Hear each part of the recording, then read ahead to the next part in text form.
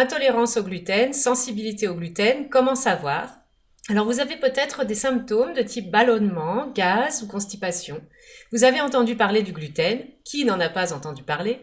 Et vous voudriez bien savoir si vous avez une intolérance. Alors dans cette vidéo, on va parler d'abord des 3 types d'intolérance au gluten.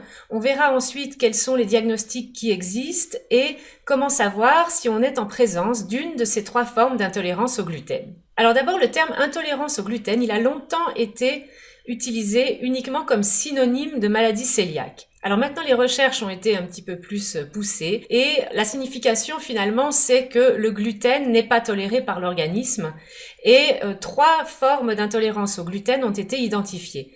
Alors on a d'abord l'allergie au gluten du blé, ensuite on a la maladie cœliaque et on a aussi la sensibilité au gluten non cœliaque. Et cette dernière forme, elle est très importante. J'y suis confrontée tous les jours avec mes patientes et c'est une réalité. Alors d'abord, on va parler de l'allergie au gluten du blé. Alors l'allergie au gluten du blé, elle est provoquée par le gluten présent dans le blé. Elle est très rare, elle concerne à peu près 0,3% de la population. C'est une réponse immunitaire avec anticorps IgE. Le diagnostic doit être fait par un médecin. Et le traitement diététique est très simple, il repose sur l'éviction de tous les aliments qui contiennent du blé. Deuxième forme d'intolérance au gluten et qui est la plus connue, c'est la maladie cœliaque. Alors, je vous renvoie à la vidéo que j'ai faite sur ce sujet. C'est une vidéo très complète où je parle des symptômes, je parle des diagnostics et je parle aussi du régime à adopter quand on a une maladie cœliaque. Donc, dans cette vidéo-là, aujourd'hui, on va voir juste une partie qui est le diagnostic. Alors, je vous montre ici les critères pour diagnostiquer une maladie cœliaque qui nous viennent de l'Association française des intolérants au gluten. D'abord, on va rechercher les anticorps antitransglutaminase. C'est le premier test qui est fait quand on cherche à diagnostiquer une maladie cœliaque.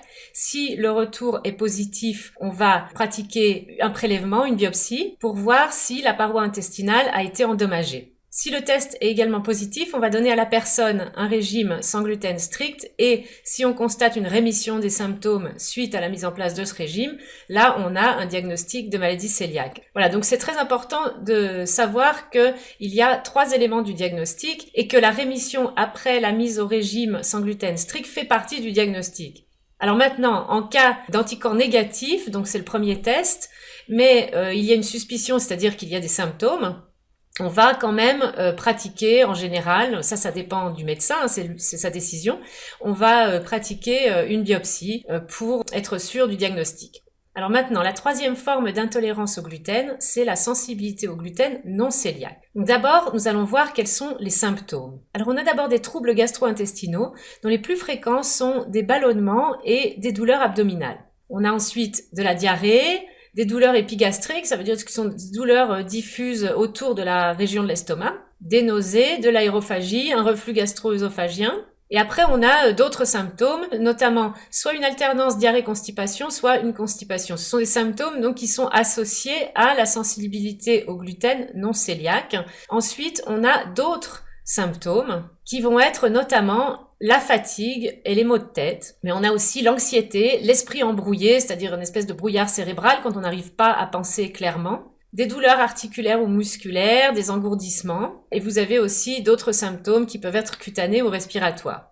Donc ça, ce sont les symptômes qui ont été associés aussi à la sensibilité au gluten non cœliaque. Et les chercheurs, dans cette étude récente réalisée en Italie, avaient mis en évidence des troubles associés qui étaient, dans 47% des cas, le syndrome du côlon irritable. Vous voyez, donc c'est à peu près la moitié des personnes. On avait aussi 35% des intolérances alimentaires et 22% des allergies IgE.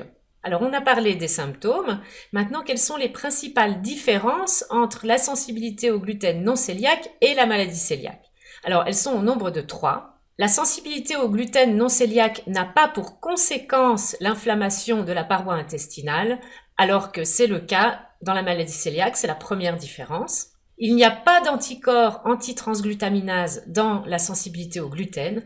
Donc, ça c'est très important parce que quand on fait un test pour la maladie cœliaque, le premier test, je vous ai dit, c'est le test des anticorps antitransglutaminase. Quand il revient négatif, c'est la décision du médecin de continuer de faire ou non une biopsie. Mais si ce test est négatif, on peut très bien ne pas avoir de maladie cœliaque, mais on pourra très bien avoir une sensibilité, donc une intolérance au gluten non cœliaque. Et ensuite, la troisième différence, elle est sur le type de réponse immunitaire. Dans la maladie cœliaque, on va avoir une réponse immunitaire, je dirais forte en langage courant, qui se fait par le biais des lymphocytes T, tandis que dans le cas de la sensibilité au gluten non cœliaque, on va avoir une réponse immunitaire qu'on appelle non spécifique, c'est-à-dire que c'est une réaction immunitaire générale, entre guillemets, de l'organisme. Donc ce sont les trois principales différences. Alors maintenant, comment détecter une sensibilité au gluten non cœliaque? Alors, la première chose à retenir, c'est qu'il n'y a pas de test fiable à ce jour, donc on ne peut pas être testé de manière scientifique pour une sensibilité au gluten non cœliaque. Maintenant, les chercheurs ont proposé les critères de diagnostic suivants et nous, professionnels de santé, on travaille avec ça. Donc, on a le premier critère qui est l'ingestion d'aliments contenant du gluten provoque rapidement des symptômes. Rapidement peut être relatif, ça peut être, moi je le vois avec les patientes, ça peut être quelques minutes, ça peut être quelques heures. Deuxième critère, les symptômes disparaissent rapidement avec la mise au régime sans gluten, qu'il soit strict ou pas strict. Ça va dépendre du patient. La réintroduction du gluten va entraîner une réapparition des symptômes. Alors ça, moi, je le vois tout le temps dans ma pratique, je vais vous en parler un petit peu, mais c'est le troisième critère de diagnostic. Et ensuite, le dernier critère qui est très important, c'est une allergie au gluten du blé et la maladie cœliaque ont été exclus. C'est pour ça que c'est quand même important toujours d'aller chez le médecin pour tester. Une fois que la maladie cœliaque et l'allergie au gluten du blé ont été exclus, si on continue à avoir des symptômes et si les critères que je viens de mentionner s'appliquent, eh bien là, on pourra conclure à une sensibilité au gluten non cœliaque. Alors, sur la réintroduction du gluten et la réapparition des symptômes, je voudrais vous parler un petit peu de ma pratique. Selon ma pratique, on a 3 cas. Donc, moi, j'ai des patientes qui ont une sensibilité au gluten qui est passagère, c'est-à-dire qu'elle vient suite à des troubles digestifs qui étaient là avant. Et ces troubles digestifs font que le corps n'a pas les enzymes et les bactéries nécessaires pour digérer le gluten et donc on a une sensibilité. Alors par passagère, j'entends que chez ces patientes-là, on va avoir un régime sans gluten pendant un certain temps. Ensuite, on fait la réintroduction. Et là, avec la réintroduction, on n'a pas de réapparition des symptômes. En général, c'est au bout de quelques mois. Ça va varier beaucoup en fonction de la personne. Ensuite, on a une sensibilité plus marquée. Et là, on va faire un régime sans gluten. Elles vont mieux, les symptômes s'améliorent. Parfois, c'est spectaculaire. Et on va essayer de réintroduire le gluten. Donc, c'est un protocole. On fait pas ça n'importe comment. Et en fait, on va toujours avoir une réapparition des symptômes. Donc, dans ce cas-là, l'intolérance au gluten reste forte et la personne se trouve beaucoup mieux avec un régime sans gluten. Le troisième cas que j'ai aussi, c'est une sensibilité en fonction de la quantité d'aliments contenant du gluten. On va avoir une réapparition des symptômes au-delà d'une certaine quantité de gluten ingéré par jour ou par semaine. Et donc là, on va avoir une sensibilité qui va être très individuelle. Donc il y a des personnes qui vont par exemple pouvoir manger des pâtes une fois par semaine et 2 tranches de pain par semaine. Il y a des personnes qui vont pouvoir manger plus et puis il y a des personnes qui vont pouvoir tolérer moins. Donc là, c'est très individuel et c'est après le ressenti au niveau symptômes de chaque personne qui va faire que elle va décider de consommer plus ou moins d'aliments contenant du gluten. Voilà, donc ça c'est ma pratique avec des patientes, c'est une réalité, c'est ce que je vois tout le temps. Et des personnes qui ont une sensibilité au gluten, il y en a quand même un certain nombre, surtout dès qu'on a des troubles digestifs. Mais il faut savoir que c'est loin d'être tout le monde. C'est pas parce que vous avez des ballonnements et des douleurs abdominales que vous êtes sensible au gluten, d'accord? C'est pas dans ce sens-là. C'est tous ces symptômes qu'on a vus tout à l'heure, ils sont associés à la sensibilité au gluten non cœliaque, mais ça veut pas dire que quand on a ces symptômes, on a une sensibilité au gluten non cœliaque, j'insiste parce que c'est important. Alors, intolérance au gluten, comment savoir en 3 étapes? Je vous fais un petit résumé. Première étape, vous identifiez vos symptômes et vous les comparez à ceux de la maladie cœliaque et ceux de la sensibilité au gluten non cœliaque. Alors, tous ces symptômes, vous pouvez les retrouver sur mon dossier anneguillot.com/gluten.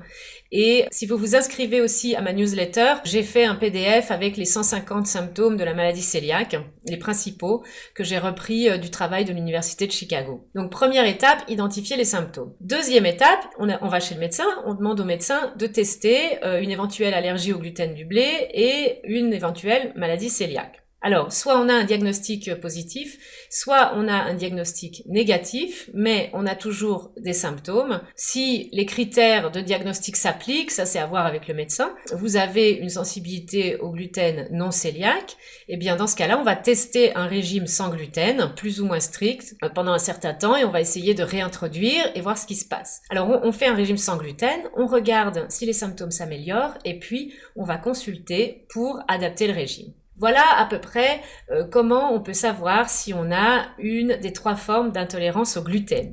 Alors je vous rappelle que vous pouvez consulter le dossier complet sur le gluten, anneguillot.com/gluten. Vous pouvez aussi vous abonner à ma newsletter.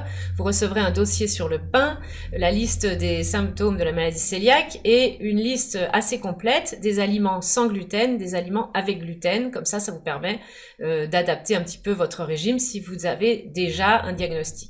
Voilà, je vous encourage aussi à vous abonner à ma chaîne YouTube pour être averti quand je publie de nouvelles vidéos. Je vous remercie et je vous dis à très bientôt.